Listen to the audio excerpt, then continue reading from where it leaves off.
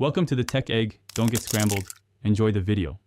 You begin by combining concentrated flavors so the sauce builds depth fast. First, heat 1 tablespoon oil and toast 1 clove garlic until fragrant. This releases aroma and cuts raw sharpness. Once done, add 1/2 cup ketchup, 2 tablespoons soy, 1 tablespoon vinegar, 1 tablespoon sugar, and 1 teaspoon chili paste to a blender. Pulse in 10-15 second bursts until smooth. This creates a cohesive base. Make sure to scrape the sides once, because trapped pockets hold sharp raw bits that muddy the taste.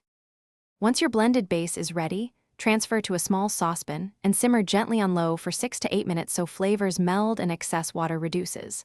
Stir constantly to prevent scorching. This concentrates sweetness and acidity naturally. Off heat, whisk in 1 tablespoon butter or 1 egg yolk.